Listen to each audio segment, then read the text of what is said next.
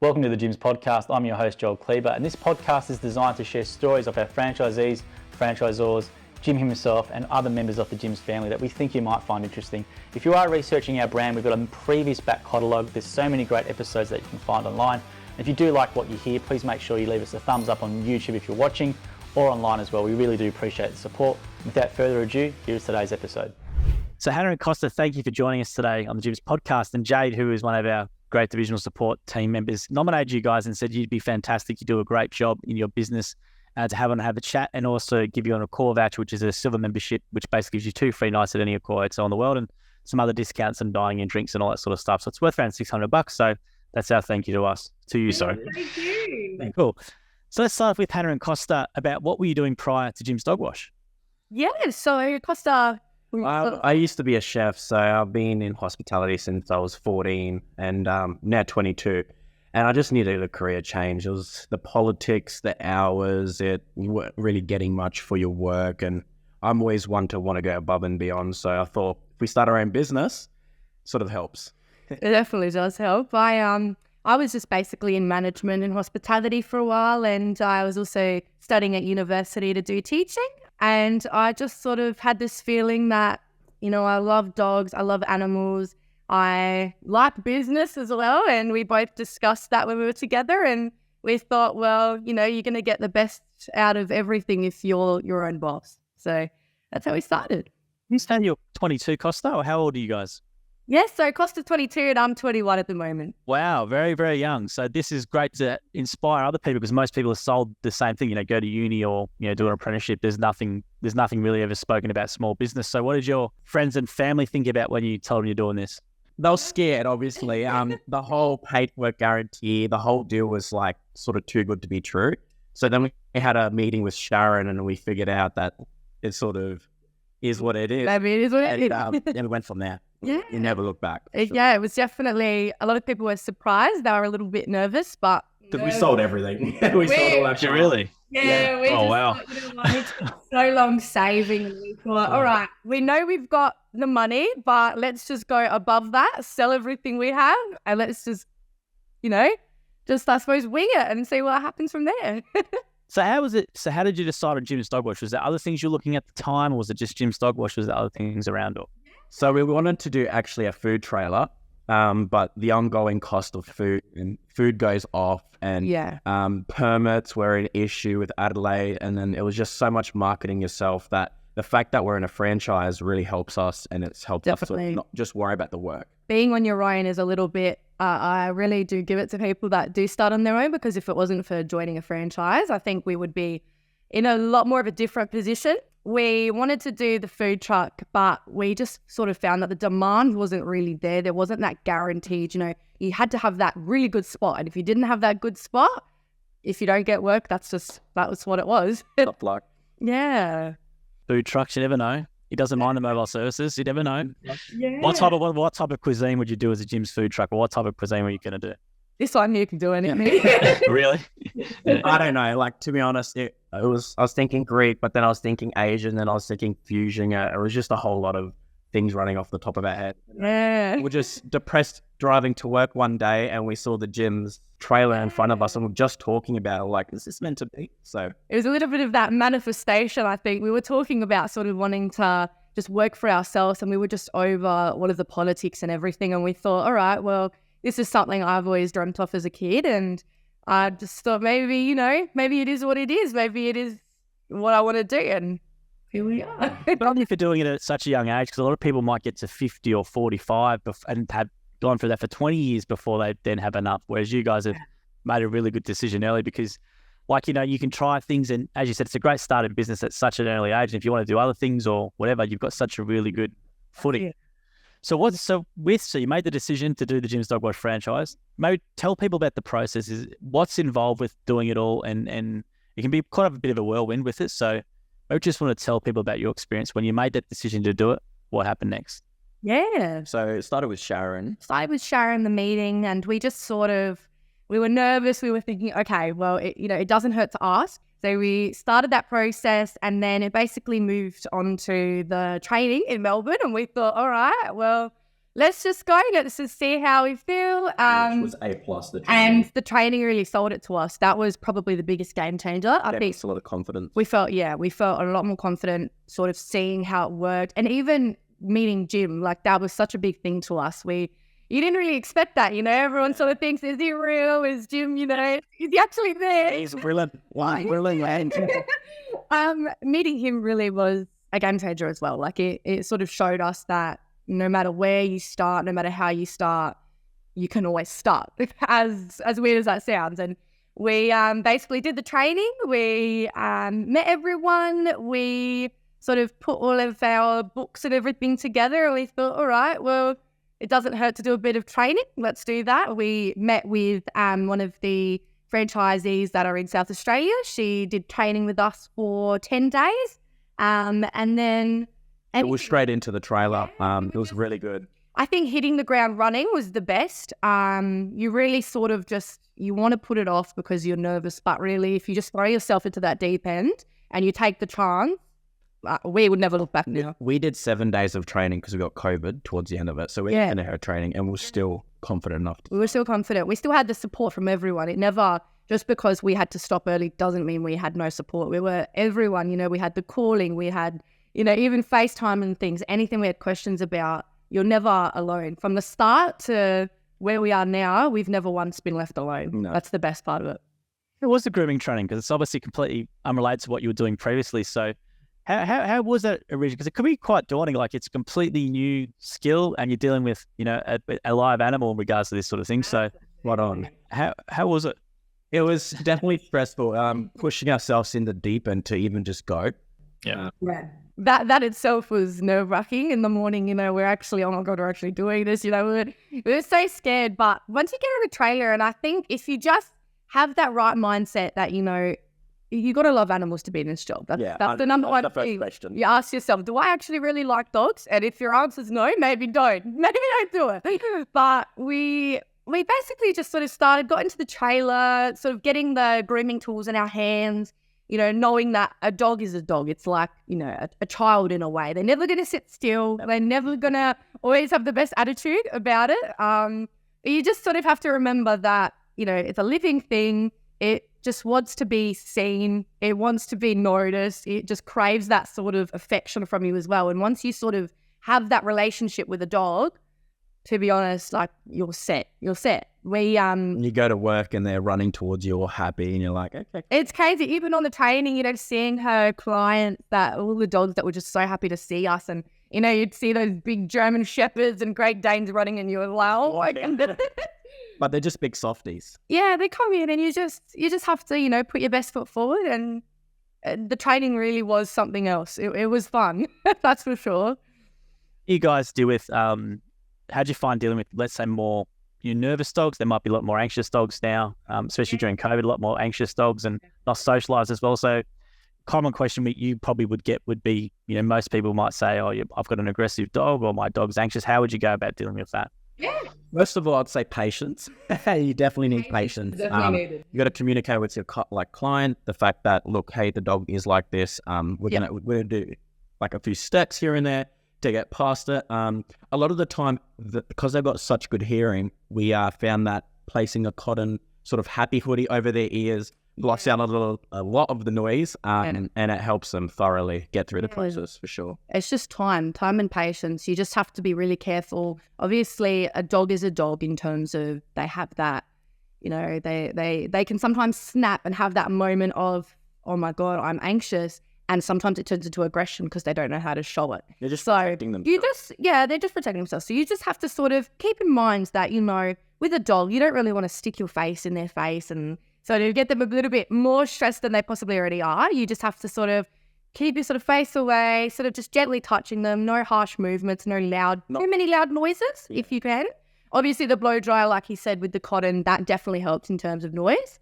But yeah, patience is probably the number one thing with dealing with those Not dogs. picking them up like when you know that they're a bit timid. Just, all right, get in the trailer. No. Yeah, no. Obviously, give them a treat, give them a bit of a walk, get to know them first, let them smell you, all that type of thing.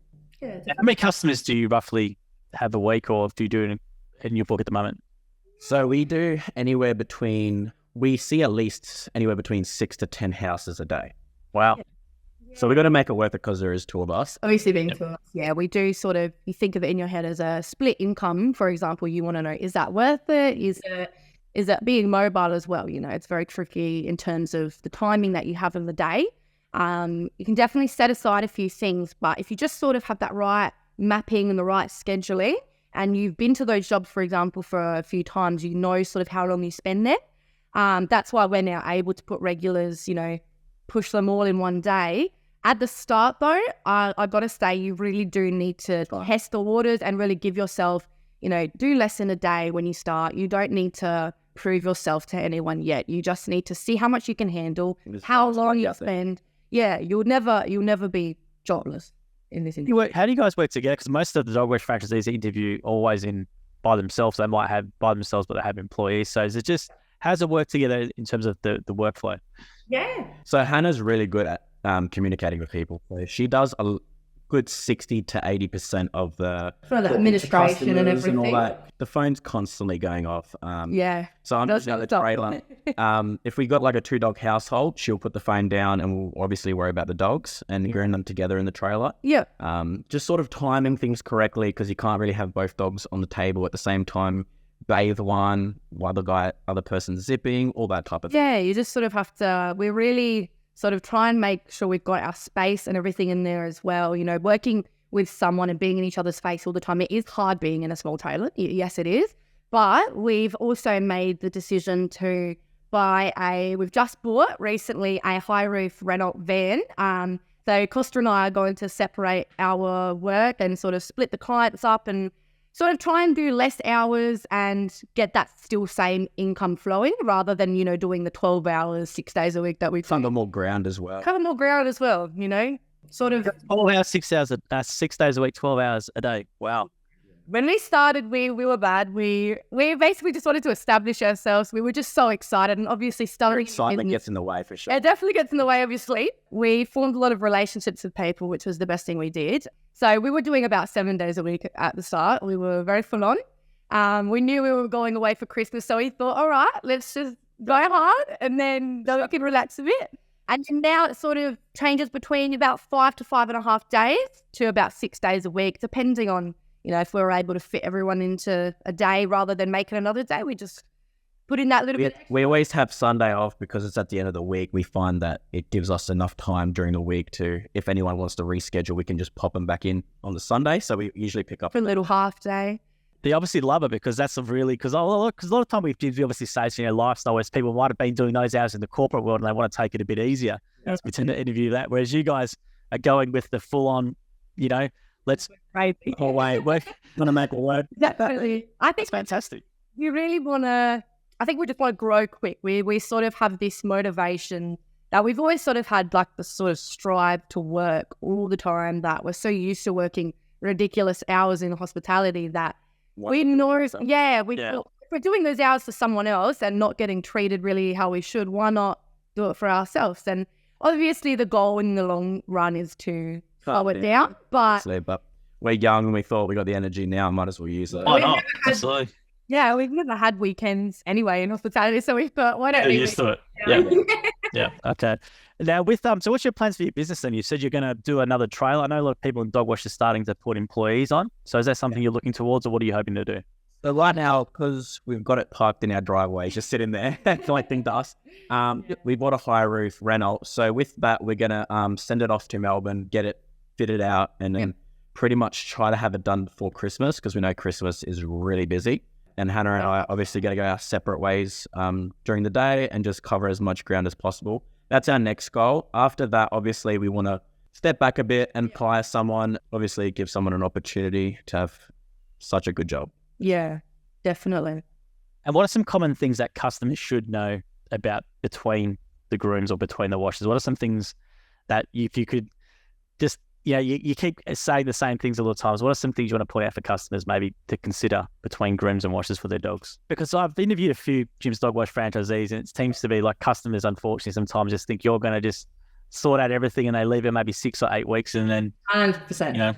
So they think that you do like 6 to 8 weeks of brushing in about an hour's time. Yeah. It's like, definitely. it's hard. It's just communicating with them correctly. Just let them know that the type of breed they've got, they need either brushing, Absolutely. etc. And if they want to maintain the lengths, then they obviously got to maintain with the brush. Definitely. I have found the most common actually thing at the moment is with oodle dogs. So any dogs that are sort of curly coat or have a thick coat. One thing that I've noticed that a lot of people just haven't really seemed to grasp because it's not really advertised as much. Combing, a fine tooth comb is actually the best thing you can use on those dogs in between appointments because it actually gets to the roots and the core of the hair. Sometimes people think maybe slicker brushes and things work all the time. Most dog breeds, things like the standard like Maltese and sort of straight-haired dogs, it does.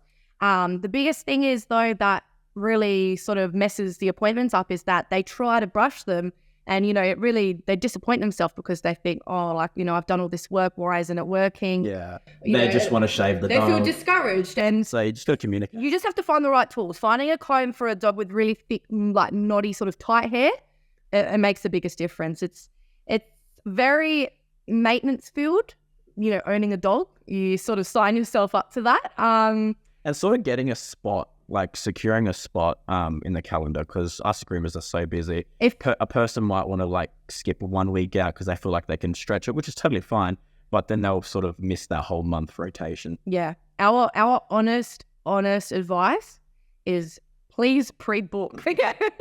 Please just pre-book, even if you're not 100% sure what, your schedule is at the time. If we just have that sort of both sides, we know that that's when your dog's due, you'll never go wrong. Your dog. A lot of our customers aren't even home when we go. Yeah, we have if you're not able to be home, we understand everyone has a busy schedule. And if you're not able to be home, we have this trust with our customers that they'll, leave a roller dog key or leave something out sort of where it's safe, and we'll go do the job for them and transfer or do whatever you have to, because we figured, if they have that trust with us, it's unstoppable. And that's where the gym's name comes in, because we're with such a well-known, established company. Yeah. They definitely trust us. The trust is very much there.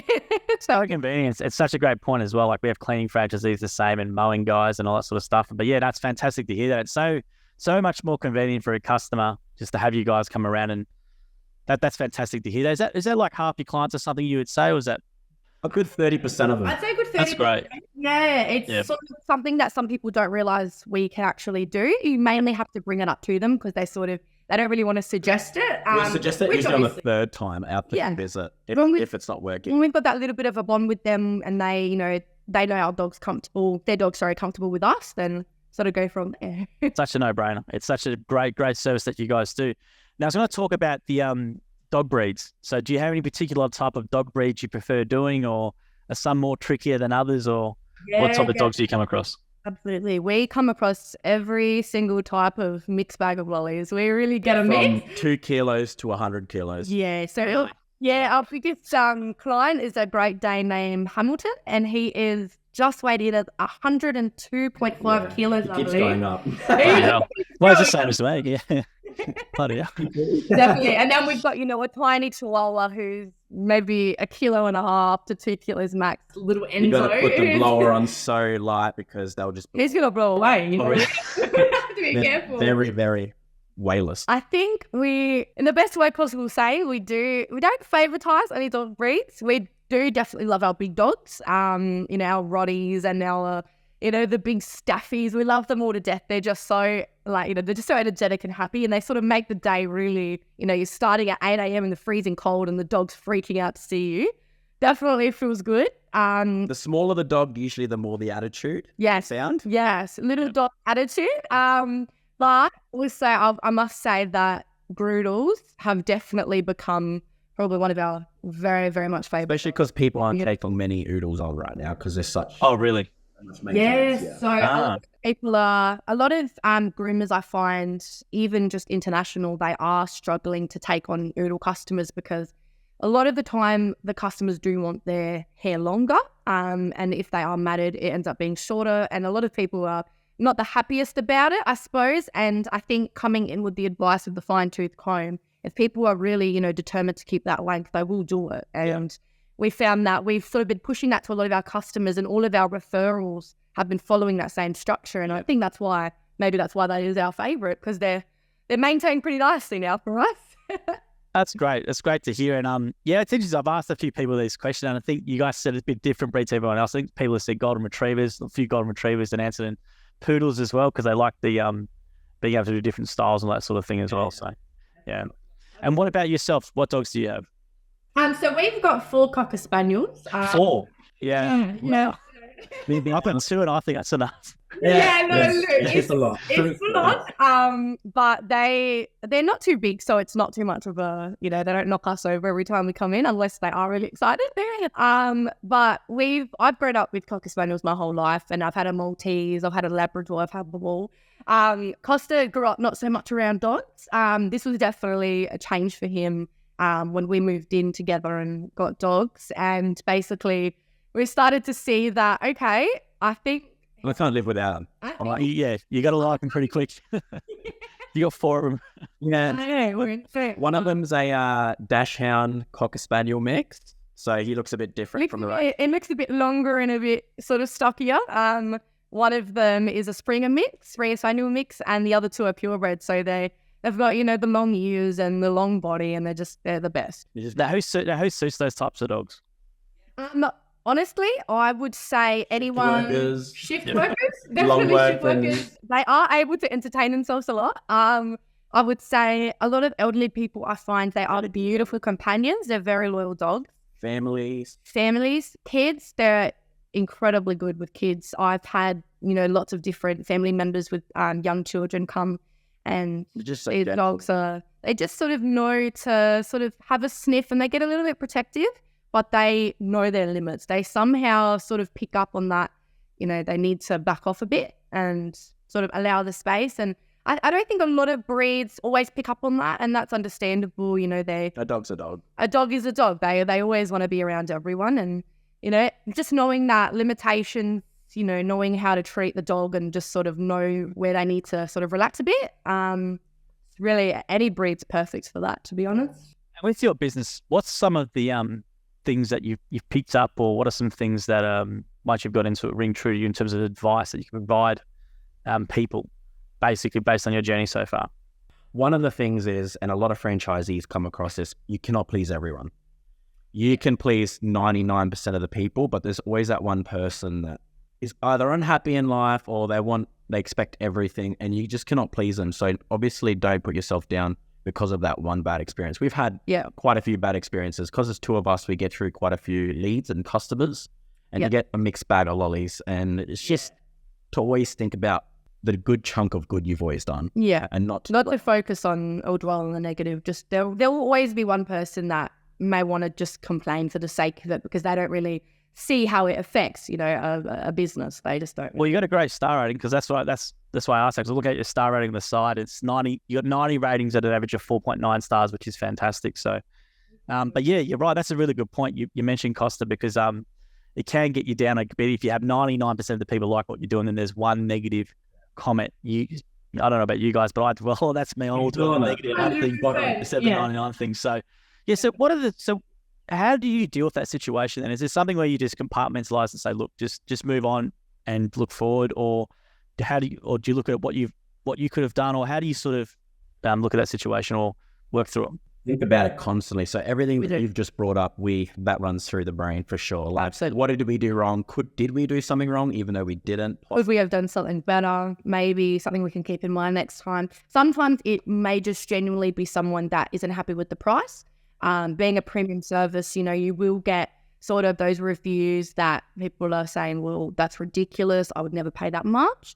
And obviously, thank you to Jim, who doesn't allow that to affect us so much at a business point of view. We don't get put down on a lower star rating because we know it's worth now. Needless to say, we don't charge $600 for a no, we're not.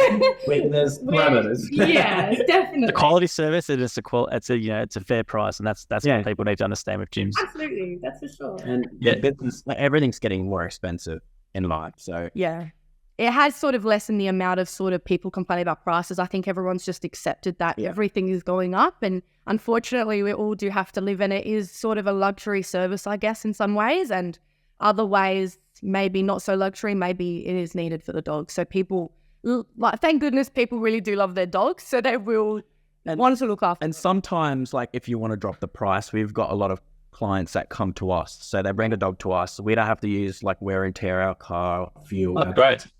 Yeah. So we just always offer sort of exceptions if people can't really afford it as much this month, but dropping a little bit of the price if they come to us, it really does create a lot of customers. All we have to do is just walk to our trailer and set it up. Yeah. Wait for them. It's really good.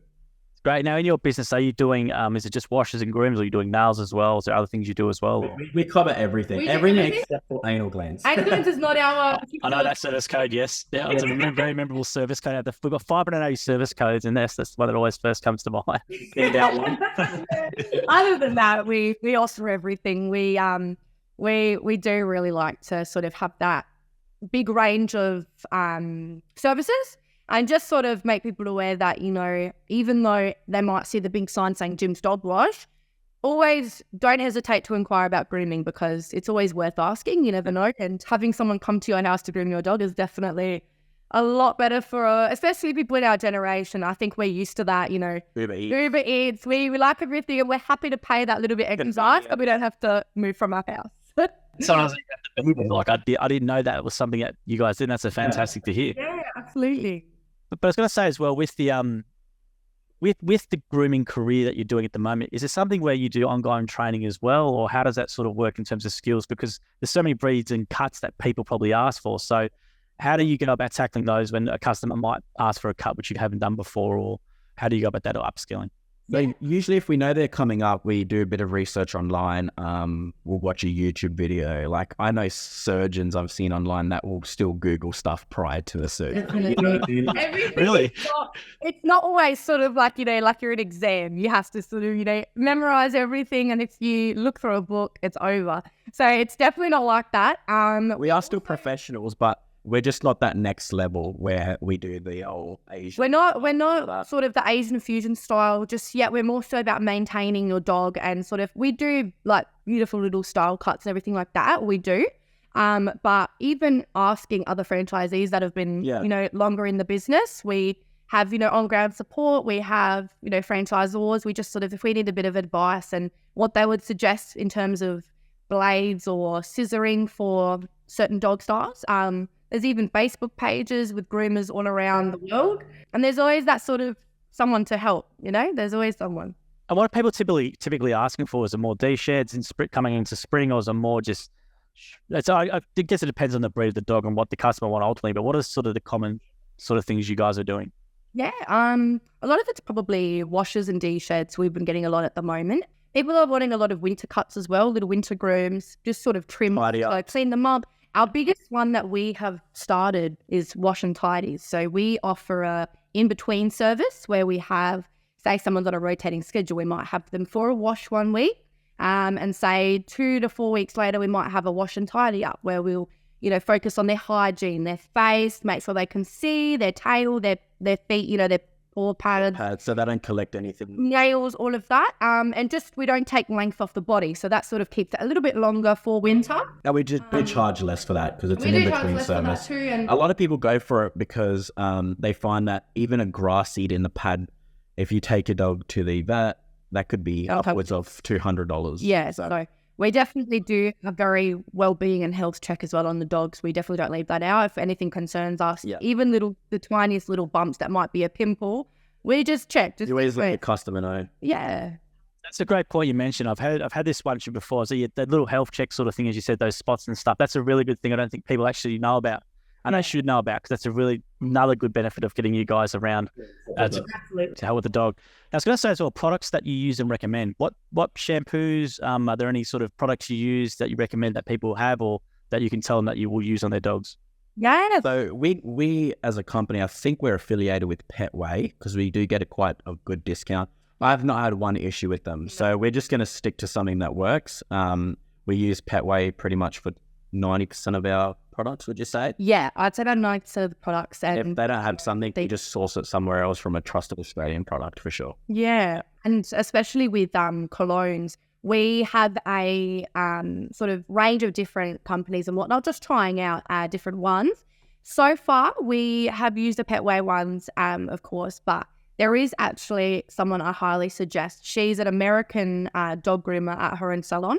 Her name on YouTube is Girl with Dogs, and she has her own branded colognes and everything, and they have been big favorites. She's got the best advice for everyone, and she's the type of person, sort of like us, who take on the troubled dogs, the matted dogs, the aggressive dogs, give them that chance. And she's got the sort of range of the bubble gum, the sugar cookie, all the pampering, sort of thing, the blueberry facials, all of that. Blueberry facials. Oh yeah, we sell that. You do? Yeah. We do vibration on the pads and paws and nose and all that. You need to film that sort of stuff on your phone or something and just sort of Yeah, post that. definitely look I into don't. It's starting to go down quite. People will be surprised to see a blueberry facial. It's Yes? like we've Your become, TikTok. Yeah, we've become You should like, do it. Take a video and send it to me. We'll post it on our stuff. So yeah. Nade's mentioned that too. She said, if you guys just keep posting on TikTok, you'll be famous. We'll become like an Indota spa. Yeah. Oh, Well, with your personality, you guys should, because you've got a great personality. I'll tell you what, if you get yourself and do that consistently, you could grow a pretty big account, I would be pretty confident to say. thank you so much. But please send us that video, though. I'd love to see it and share it with our stuff. We No. do. Do you guys have an account set up, or are you going to... We do. do. So our TikTok is Jim's Dog Wash Prospect. Prospect, yep. Yeah, and we've posted a little bit on there. We have got a bit of activity for our Facebook, just funny videos, and It takes a bit of time. definitely. Social media is definitely the place to be for growing, but Especially that so- editing and stuff. editing, Yeah. I don't know how you do it. Yeah, it's not. Oh, look, I'm lucky I've got a full-time editor, but I think for you guys, you don't have to edit too much. I reckon just set up the phone and just film like 10 seconds or something. Just doing the blueberry facial would be just in isolation. Or you could even just film it and just talk over the job at the end to explain what you've done and why you do it. Really easily to do. Generally within the app, it's not too much. So, but you know, I'd love to see that sort of stuff. Be fantastic. And you guys should do it, because with your personalities, I think you could go really, really well and grow a massive account. But I was going to say with your business as well. So you're only young in doing it. So it might sound like a really broad question, but what do you actually like about doing what you're doing at the moment? What to you is the standout thing? Is it the freedom? Is it, I haven't asked you about financial, you don't have to say anything, but is it the money sort of benefits, or what is it to you? Yeah, absolutely. Both of them are the biggest two key aspects. Yeah. Working for yourself and not having someone sort of micromanage you, all that type of stuff. Sort of being on the ball with, hey, this is my business. Like, am I going to obviously set up your trailer on the road correctly so you're just thinking ahead so no one hits you? You know, they can see Definitely. phones and all that type of stuff. You're just always constantly thinking how you can protect yourself, protect the dog, and obviously your business name. Definitely. And sort of like that type of, Like what gives you organization and yeah. confident. You become sort of, you know that if anything is not prepared, it's on you.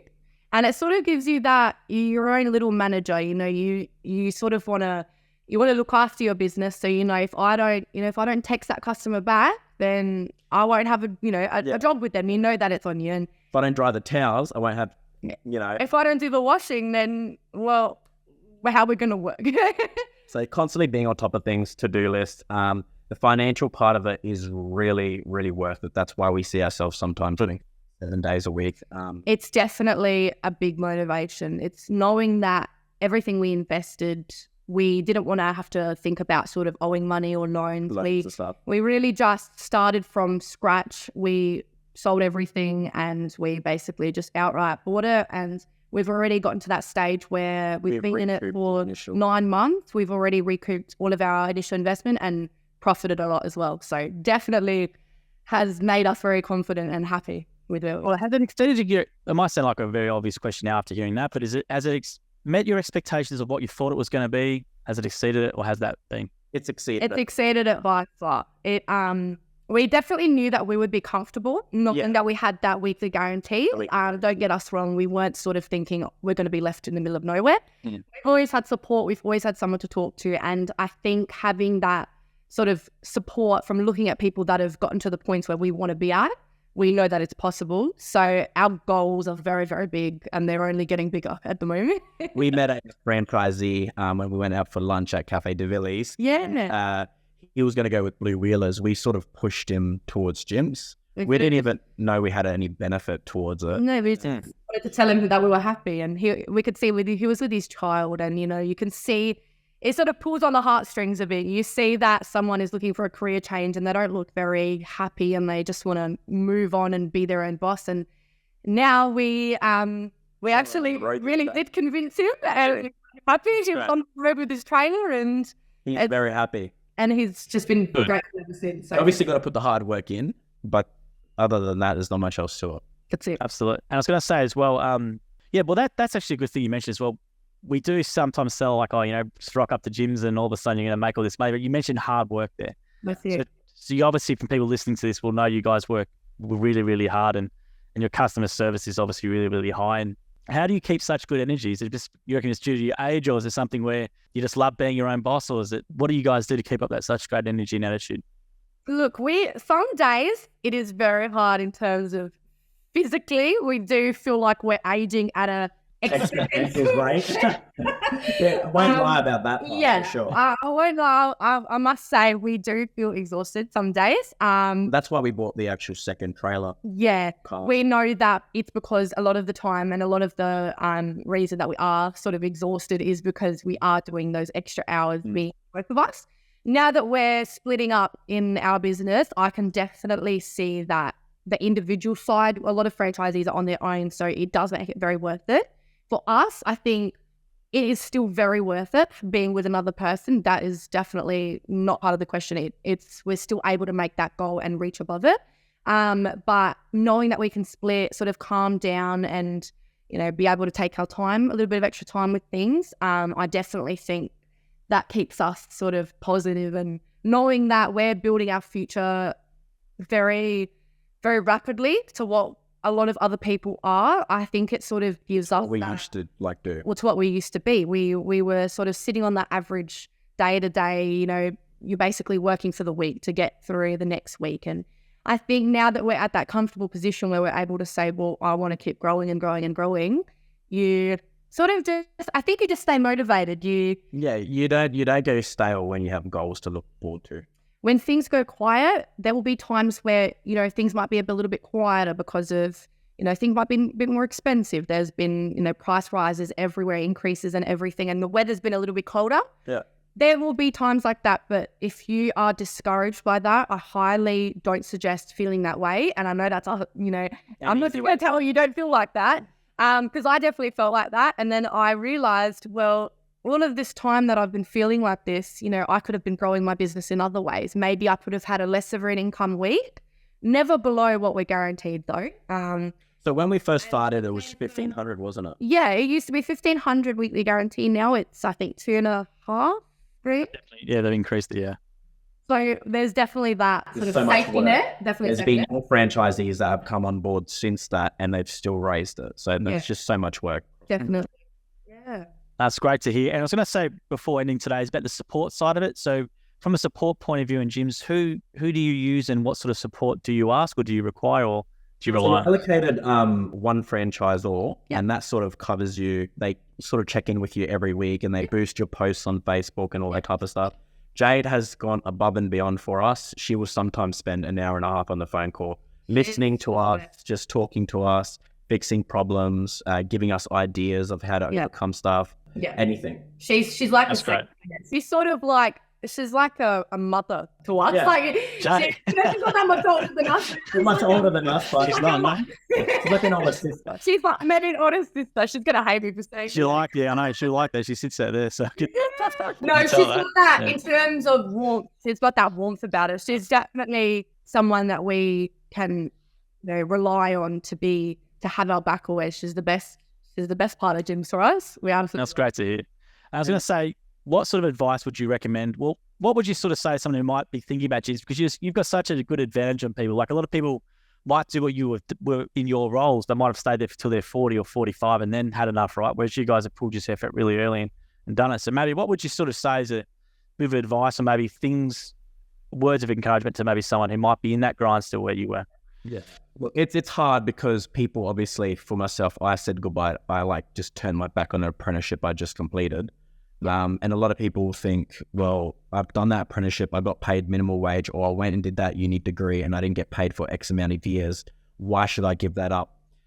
It depends. If you're happy where you're at and life's working for that, then continue like doing what you're doing. But you will come across a crossroad where it becomes very rinse and repeat the same thing. Yeah. And you will start to question, can I do something else? You may not feel accomplished. You may not, you sort of want to achieve. I think humans have that sort of need in them. They want to feel that they've accomplished something, or they want to feel appreciated. They want to feel, like they're constantly growing, maybe still learning. You don't have to give up anything just because you're owning your own business. Yeah. You can have your hobbies. You can have, you can go learn something. You can definitely do all of that. My best advice, and the one that I stick by because I've seen it with age with other franchisees, is don't ever think it's never too late. It's never too late to start. You're never at an age where you just think, okay, well, I've left it too late. There's no point starting now. Yeah.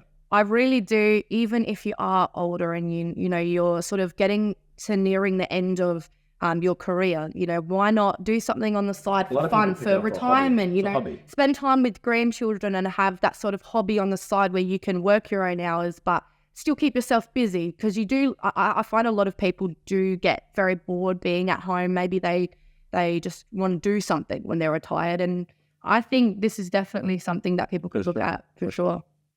That's great. And thank you very much for the information and taking the time today. I have your busy schedule because you've got a lot of work to do. You can see why Jade recommended you. You guys are fantastic, great attitude. And for people to do at such a young age as well as you have is a great credit to yourself. And you should really look back at that as being a really positive thing. You're ahead of a lot of people. Trust me on that. I'm going to give you this a call silver voucher after we get into this. Our team member in here will set it up and you'll get an email in 5 business days, hopefully. And there's basically 2 free nights a weekend away on us, just being star franchisees. And once again, thank you for your time and your energy and your enthusiasm. You do a great credit to the brand, and hopefully you're around for many years with the Jim's Dog Wash division. That's for sure. All right. Thanks, Hannah and Kosta. Thanks for your time, so we appreciate it. Have a day. Thanks, guys. No worries. Nice to see you. You too. No worries. Bye. Bye. Bye. Thank you for listening to the episode of the Gyms podcast. If you want to learn more about the Gyms Group, head to gyms.net or call us on 131 546 Australia or 0800 454 654 New Zealand. And if you did like the episode as well, please make sure you leave a review or a comment or a thumbs up or a comment on the video as well. We appreciate your support. And until next episode, we hope you have a great week.